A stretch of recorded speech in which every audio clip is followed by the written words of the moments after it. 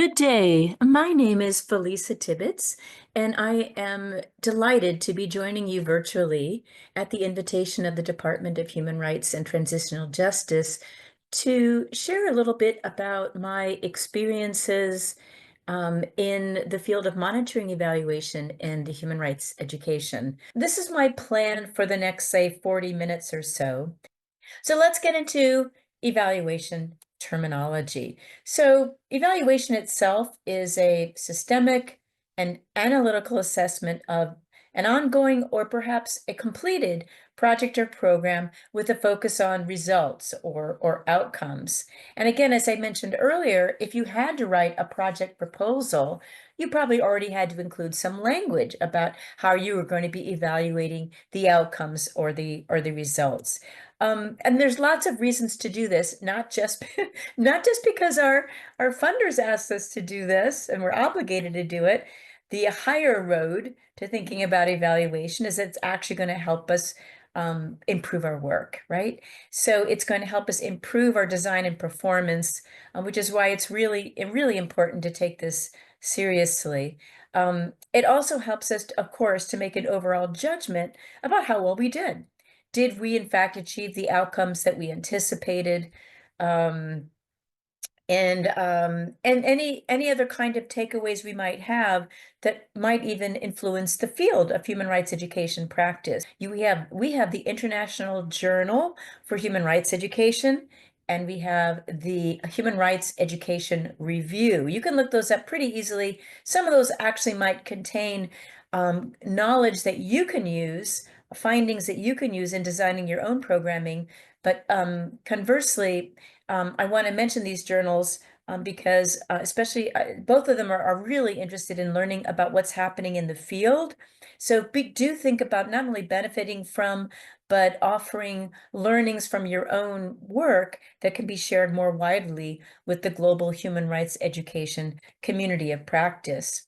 So a little bit more on terminologies here. First of all, I want to talk about a summative or outcomes evaluation. Summative assessment or a summative evaluation takes place at the end of your project. So let's say you did a one-day training.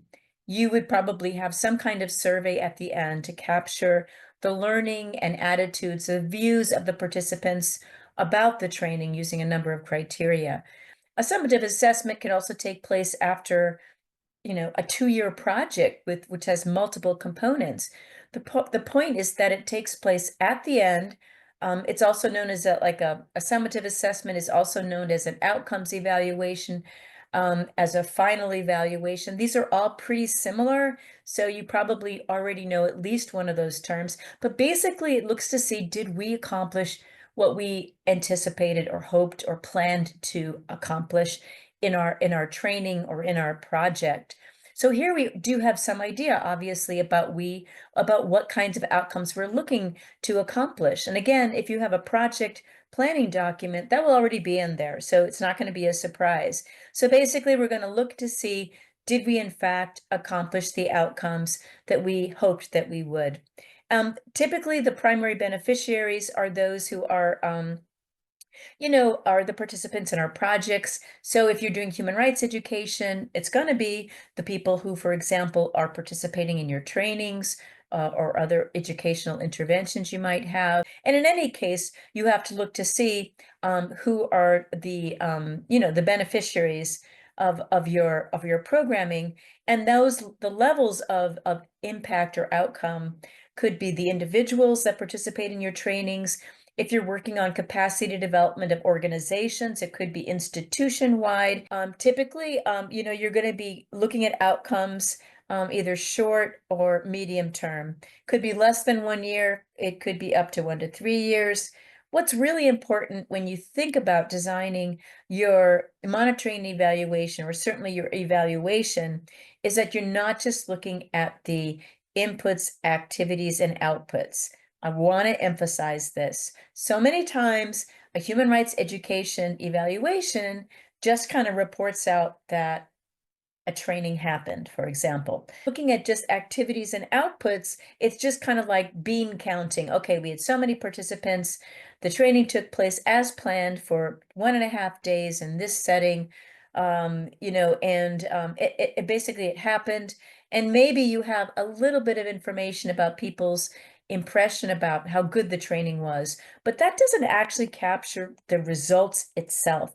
My point is here that you want to be focusing on summative evaluation, final evaluation, outcomes evaluation that looks at the actual results on the people participating in your project, not just describing your carrying out the intervention. Now, impact assessment is very similar to a final evaluation or summative assessment, except that it happens like not necessarily immediately after the project concludes. A little time may have passed before you actually do an impact assessment, and then it's kind of looking retroactively at the program. And the nice thing about the impact assessment is that when time has passed, it gives you the opportunity to see, hey, did the learnings that happened in the training, were they sustained? Or was the motivation, did it actually result in some changes in the behaviors of those participants in our training? If we were interested in institutional results and we were doing multiple trainings for staff, for example, do we see a cumulative effect of these trainings in terms of changes in the policies and behaviors of the institution as a whole? So anyway, impact assessments is the systematic analysis of lasting or significant changes in the lives of the environments or the project or program participants. Now, mind you, it's going to be looking at impact assessment. Let's say it happens a year after this terrific human rights education program that you had. You already have your final evaluation. Maybe it's an impact assessment a few years after you've done your actual intervention. You want to see if those, what kinds of changes you documented in the final evaluation are still relevant. So you're going to be looking to see if there are sustained results. And you also are going to see if there are any results that are unexpected, whether they're positive or negative even. Like, what are some of the things that happened as a result of your human rights education intervention that you can see now in terms of impact that you didn't have in your original project proposal, and that you saw, in fact, that did happen either at the individual institutional level or even wider. Another unintended consequence, a negative one, could be not even necessarily related to your intervention, but you find out, for example, that after undergoing the human rights education in training, maybe things changed in the country. The politics got more difficult in terms of human rights. Human rights became a kind of sensitive topic, and people became a kind of a reluctant to get involved in any kind of human rights education work, and maybe even human rights work. Now, that's not necessarily, that example is not an example of the negative consequences of your intervention per se, but if you were working with people, introducing them to human rights for the first time, they got all excited about it, and then they discovered that they were somehow at risk because of their newfound interest in human rights and a changing political environment in their country or their institution or wherever they might be living and working. That would be obviously a negative consequence in response to their being further exposed to human rights. So the impact assessment is really useful for us to do, especially if we have a complex and long-term intervention. And again, we're going to be looking at the cumulative consequences, medium and even long-term consequences or outcomes. It sort of depends when the impact assessment takes place. I typically, for example, do impact assessments anywhere from 2 to 5 years after a human rights education program has concluded. And so if it's 2 years afterwards, I would say it's more like a medium-term impact assessment. If it's 5 years, I would say that's more of a long-term impact assessment. So it kind of just depends on how you define medium and long-term. And the impact assessment, if you were to carry it out or to ask somebody to carry it out for yourself, you would need to budget for it. You do want to be collecting data for the impact assessment. You don't even if you don't plan to have the impact assessment now, any good final evaluation or summative assessment or outcome evaluation that you do will involve data collection that will be useful to an impact assessment. Now, in general, evaluations, your projects could be carried out by you, the project leaders. It could be by specialists inside your organization. Maybe you're working in an NGO or a university or a government unit where there are other people that are specialists in monitoring and evaluation that you can bring in to help you out with your project. And it could also be that you hire someone external to your organization to help you with monitoring and evaluation. Certainly when you do an impact assessment, it's usually an external impact assessment because it's more likely then, especially funders like to see it carried out externally because they believe that if it's an external impact assessment, if it's carried out by somebody not in the program, not invested in the positive outcomes, you're more likely to get a quote unquote less biased or more quote unquote objective. Now, when you do carry out analysis, you might have benchmarks or targets. Again, it just has to do with how you developed your project in the first place. So I'm going to share an example here of an impact assessment that I did for Amnesty International. It was some time ago, actually. It was about 15 years ago. Some time ago, it was a 10-country impact assessment. And basically, what I was an external impact assessor. They asked me to see if there were any lasting changes according to their pre-existing dimensions of change, which I'm going to share with you in a moment. And basically what these dimensions of change included changes in the lives of primary beneficiaries. In this case, Amnesty International carried out a human rights education program in 10 countries where they trained multipliers. That is, they trained a training of trainers program. Amnesty International has human rights education networks in many of their sections. And this is, people who voluntarily associate with Amnesty International. Some of them are already educators, for example, teachers in secondary school or middle school or university educators. Others are just kind of interested. So part of what we were going to look at is, in fact, if the training of trainers was successful. And there's different ways we can be looking at that, but that's one of the things we looked at. And then we wanted to look at the institutional level, at the section level, at the national level, if as a result of these trainings done by multipliers, if there was any changes in activism and mobilization within the country, with partners, etc. And then if human rights education was taking place in a context where they were looking for changes in governments, in government policies, for example, the Ministry of Education integrating human rights education into their curriculum, we'd look for those as well. And this is just to show you what the dimensions of change that Amnesty developed. This is way back in 2008. So one thing is in the center, we have changes in people's lives as the primary goal of human rights changes. And again, this is in general for Amnesty International, but I think it's also relevant for human rights education, changes in people's lives. In this case, you might see that human rights education would be helping with knowledge and skills and attitudes that would lead one more to have changed behavior in daily life, or maybe to become activated and mobilized. That's change too.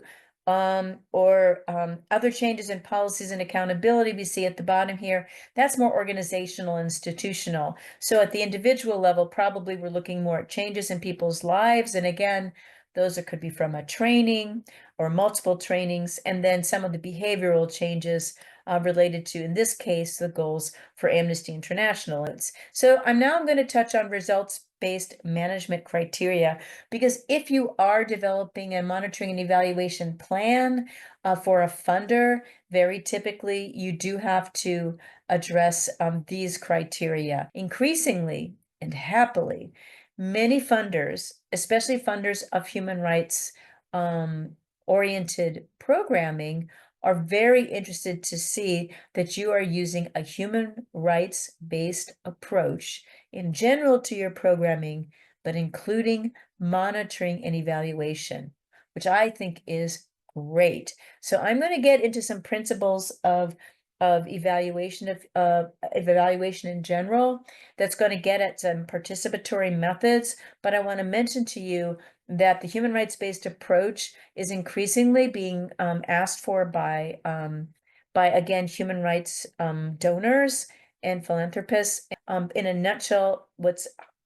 immediately relevant for you in M&E is to be thinking about how you can involve your actual beneficiaries in the design and even possibly the monitoring and evaluation of any human rights education program that you do. And the human rights-based approach is also linked with decoloniality. I don't know if that's something that you're discussing there in Taiwan, but decoloniality is a really, really important perspective to take. It involves not only thinking about inclusion and participation, but also maybe the nature of how we collect evidence, what we consider to be evidence. I mean, I could do a whole, couple hours just on decoloniality, but I want to recognize that the rights-based approach in decoloniality may also be relevant approaches for you to think about. So here's another way, it's not very clear, but this is another way of thinking about results-based management. So you see we move on the right-hand column, we move from inputs, which is actually your intervention. Let's say it's a training. So the inputs for your training would be yourself, the hiring of the trainers, any kind, the organization of the, reserving the place where the training is going to happen, anything related to the training itself. The output, but the inputs has to do basically it's budgetary, right? And primarily and some admin, right? The outputs are actually that the training happened and all, again, who came, their demographic background, maybe their views on, if they thought it was a good training. The outcomes, there we have, that's really big. Those are, I would say, the immediate outcomes, in this case of a training. Again, there's different kind of human rights education programs, but the outcomes of a training would be looking at, for example, what did people learn? What kinds of, what do they think now about human rights? In what ways do they think they might be able to apply human rights learning in their workplace, if you're working with civil servants, or if you were training them to be a trainer, how they could use it in trainings in the future, right? Impacts are, again, looking at individual, organizational, institutional, society-wide kinds of results after the intervention. So the outcomes, getting back to the outcomes, would be something you could capture even at the end of a training. For example, if you were to administer a survey at the end of a training that was looking for, answers related to knowledge or attitudes to human rights, you would have those outcomes as soon as at the end of the training, as soon as they complete the survey. And of course, you could have the same questions asked before on a survey before the training begins. So you have pre-post, you can compare. And you could also, if you were, for example, we're trying to cultivate training skills in your learners, in your participants, during the actual training itself, you might see some outcomes that you could capture, like if they have to do a demonstration lesson, or if they have to develop a draft lesson. These are also outcomes that you could right during and immediately after the training that you could try to capture. You do see here something called a results change, which is related to a logical framework, which I'm not going to go into. And I know there's critiques of the logical framework, and I also agree with the critiques, which is that it's very linear. It doesn't capture the way that life works all the time, right? Because sometimes learning is sort of circular, it's more complex. But the thing about a results chain is that at least it gives you some core logic. It makes you think, when you do a results chain for evaluation, it's related to your project thinking. And to begin with, why are we doing this? What's our theory of change? How our interventions are going to relate to the outcomes we're looking for? How we're going to try to document this, and et cetera, et cetera. So anyway, so on that note, and so here we see all these criteria here I think, relevant for results-based management, again, with the results change. Principles of evaluation. I'm going to go pretty quickly through this because you can go back to this. Again, this is the rights-based approach. It's also a decoloniality approach. Make sure that your project and the evaluation you carry out, how you evaluate, what you evaluate, is of direct concern to the beneficiaries, right? You want to consult stakeholders at all stages of evaluation, as well as project development, because evaluation is essentially part of your project, your project implementation. You want stakeholders, and especially beneficiaries, consulted at all stages, but also in terms of your evaluation. You want to make sure that to be as transparent as possible. And if there is going to be external evaluators, that they're independent. Some of this overlaps directly with the rights-based approach. And again, decoloniality. You want anybody who's going to be doing evaluation, that would be you or somebody else in your organization or somebody you hire, obviously to have a great deal of integrity. In terms of other things to be thinking about, you obviously want your evaluation to be feasible. One is that, the evaluation has to be realistic. And that means that you can't underinvest in it, and you don't want to overinvest in a way either. What would overinvestment look like?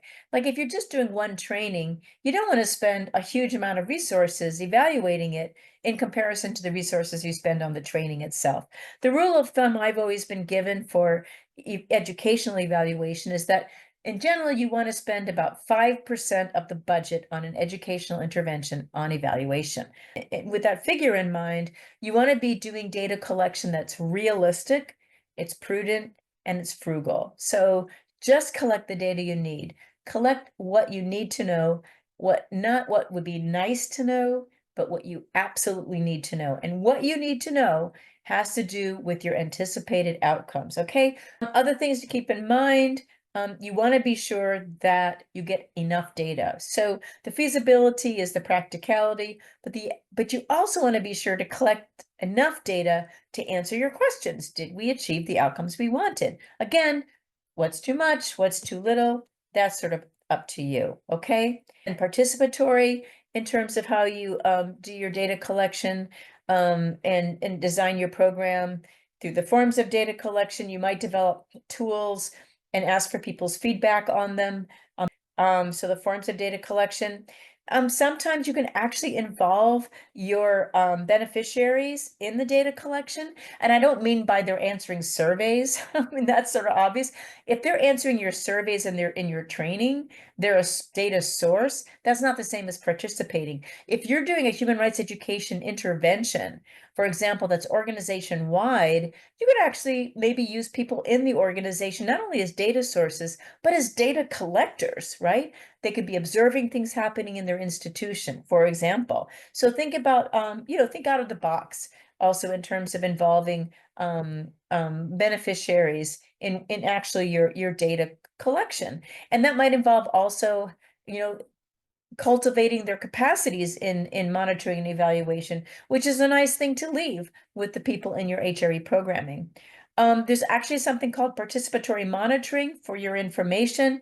You can look this up very easily online. This is a process where basically different people, usually they're people involved in your programming, actually collaborate to monitor, track, and respond to issues of common community concern. This is another way of putting what I just explained, which is, participatory, involving beneficiaries in actually monitoring and evaluation.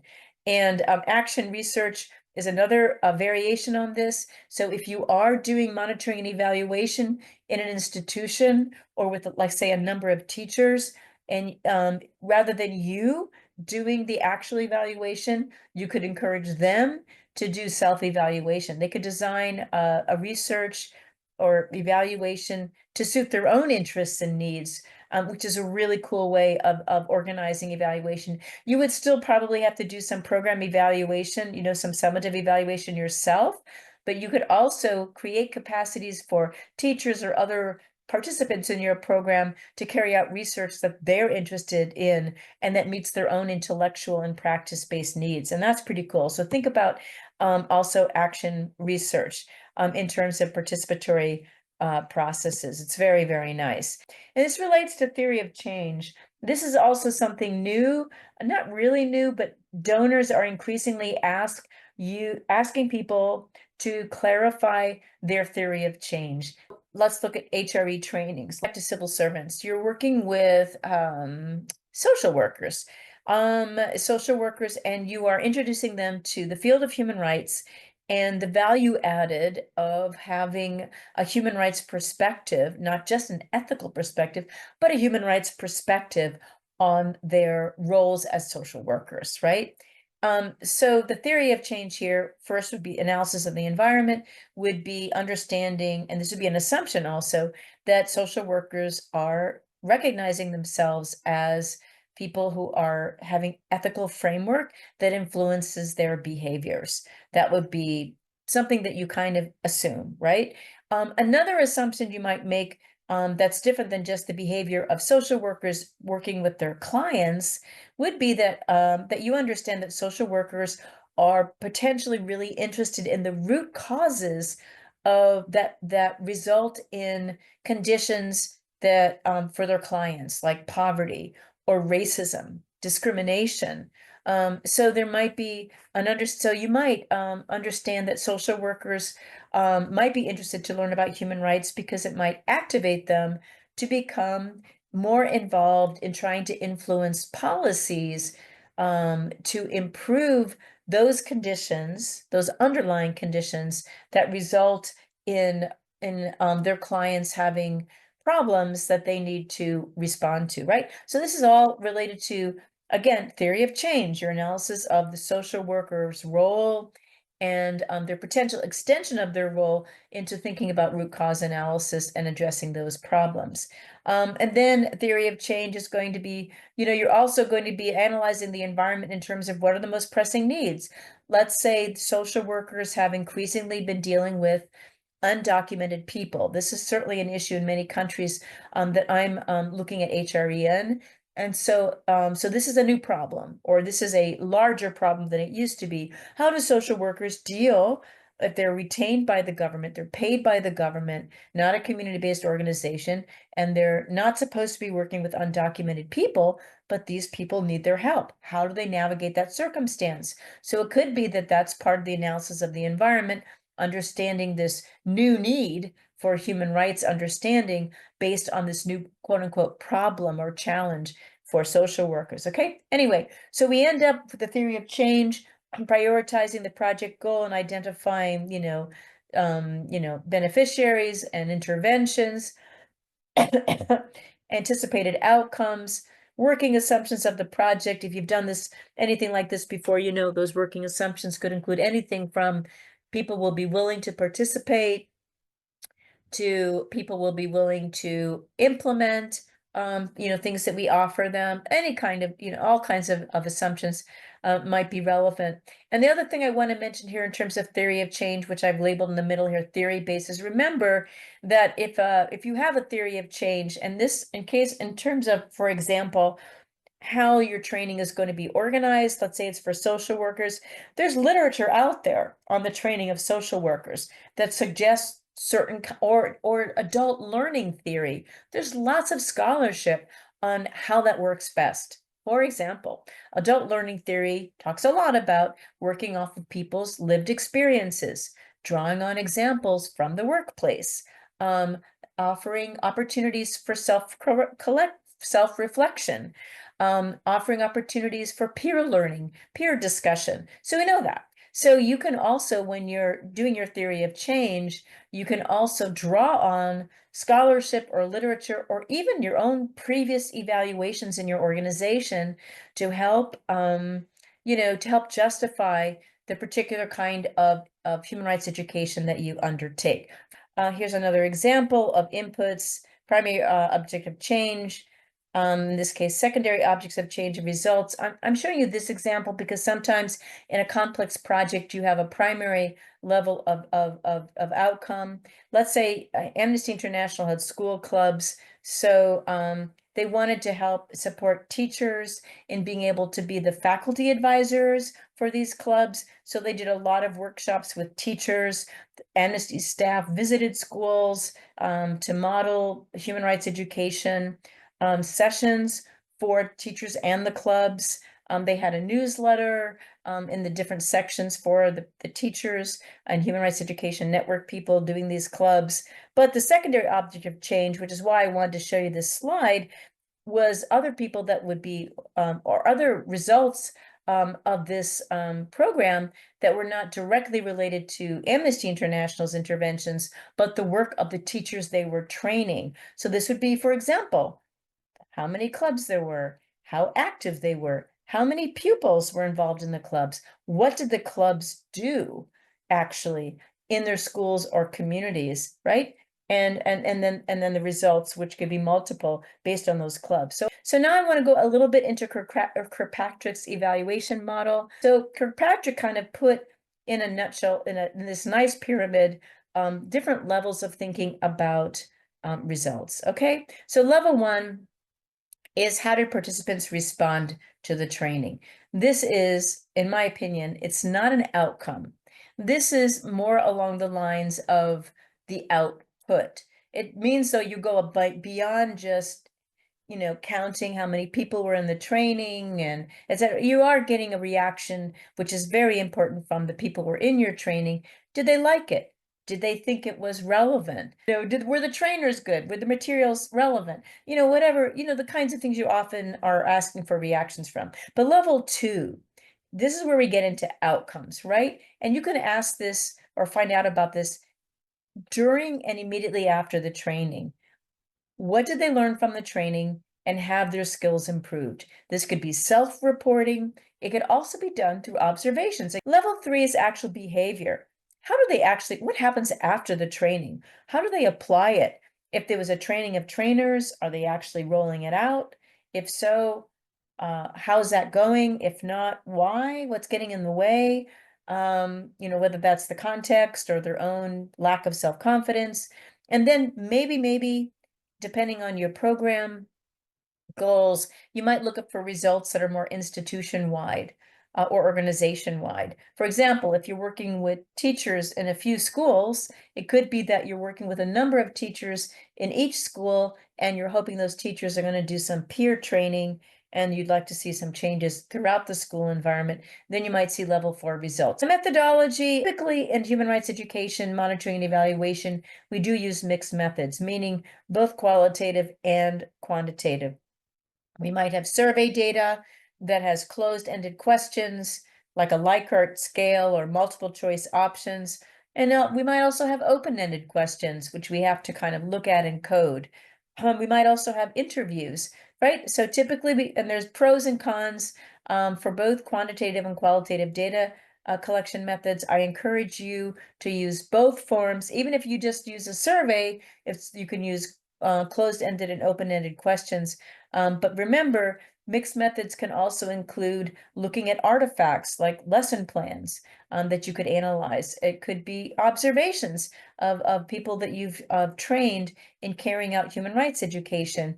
And you can have observation forms that could be used for that. So typically what we want to do is to have different sources of data. Something called triangulation is a term that's used to refer to our having different sources of data trying to determine whether or not we reached our outcomes. So that means, especially for educational interventions that have involved a lot of money and investment, we don't want to just have a survey, right? We want to, maybe we want to do a survey, but we also want to complement that with interviews or other sources of data. So we want to use different sources of data and different kinds of data collection so that we have greater confidence in whatever findings we have.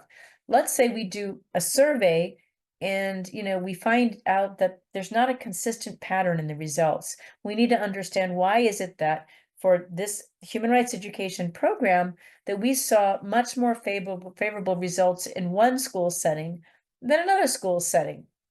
That might drive us to go, to do interviews in different school settings to understand, again, opportunities and impediments for implementing human rights education. And that would help us to understand, why we were successful in one school and not so much in another.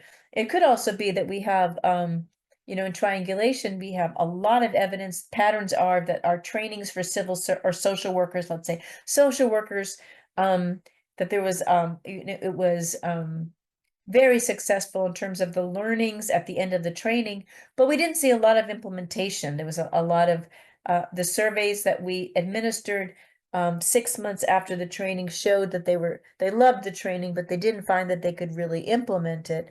And then we have to sort of go and figure out why that's the case. And then we go do some interviews and try to understand that.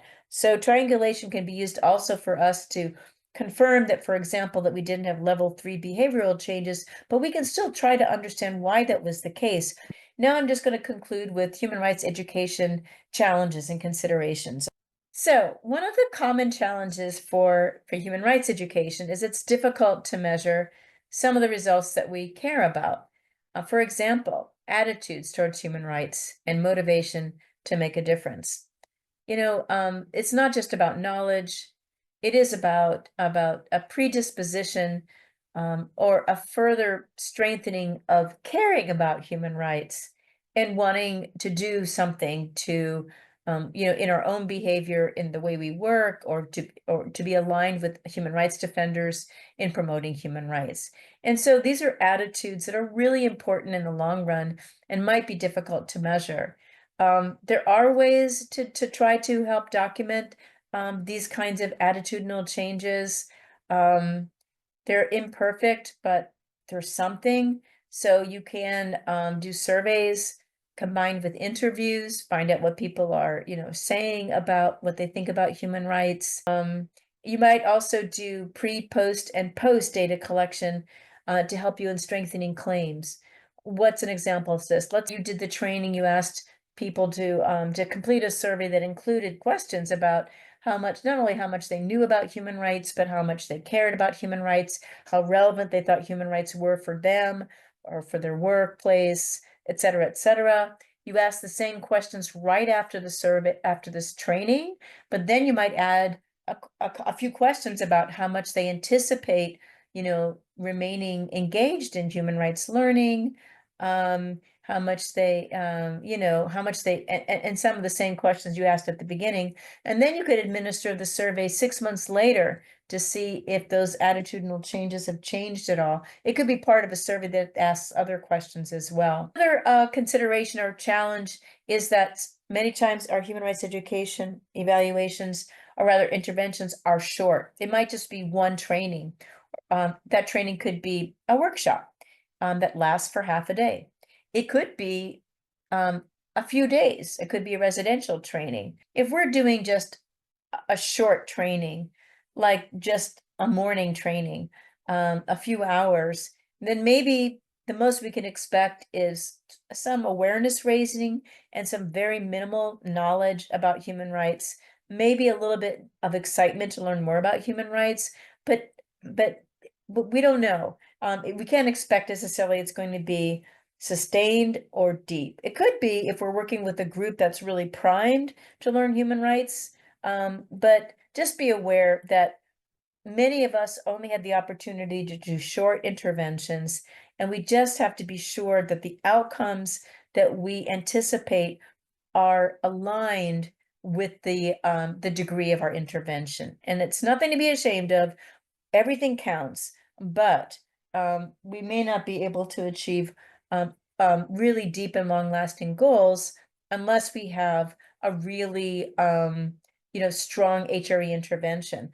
We just have to be realistic.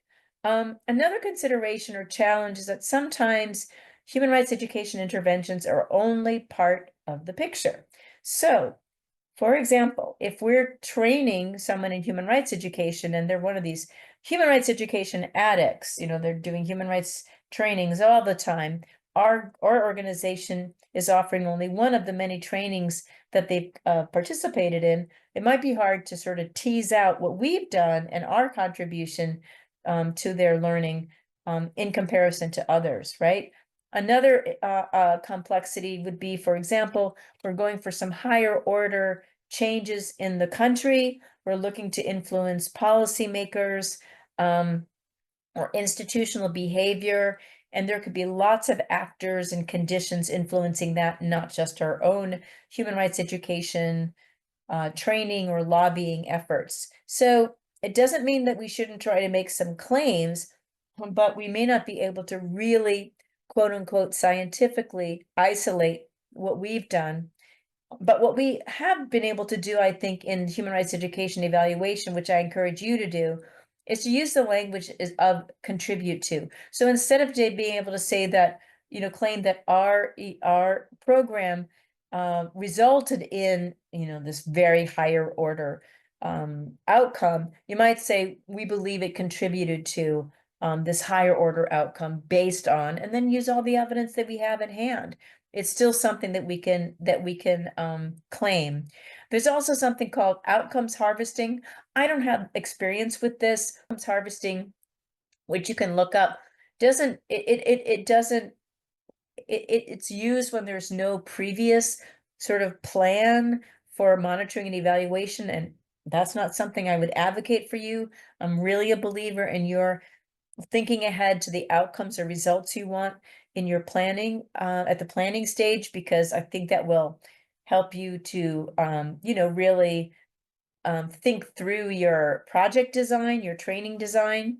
But if you are in a position where you don't have a monitoring and evaluation plan, and you're trying to see if, you might still want to try to capture results. Maybe it's really open-ended results to see what happened, see what people say about the training, how they're, what they learned, attitudes, how they applied. And then you could go back and look for evidence around that. And you might end up using some of the same kind of evidence or measurements that you would have used otherwise if you planned ahead, like interviews and surveys and artifacts. I think the idea of outcomes harvesting is that it's not going to be restricted necessarily to the outcomes that would have been anticipated if you'd had like a logical framework or some other kind of causal chain.